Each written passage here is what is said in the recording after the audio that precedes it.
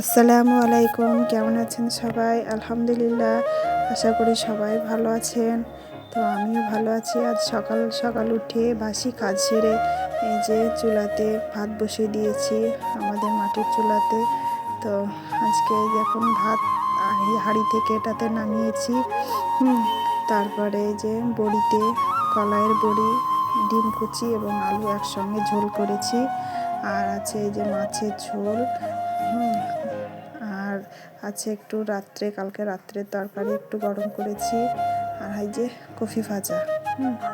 তো আমার কাম রান্না টান্না তো হয়ে গেছে, এবার আরও কাজ বাকি আছে।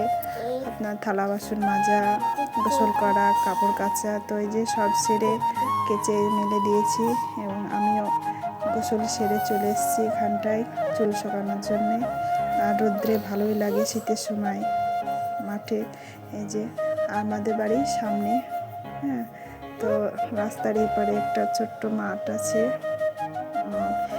এখানে একটা মাঠের পাশে একটা আঁচড় আছে। তো আঁচড়ে আমরা বসে থাকি, অনেকেই বসে থাকে শীতের সময় রোদ্রের জন্য। ভালো লাগে এখানে। বাড়িতে তো এখন সব ঘেরা ঘেরা বাড়ি হচ্ছে, রোদ থাকে না, তো আমরা এখানটায় বসে থাকি।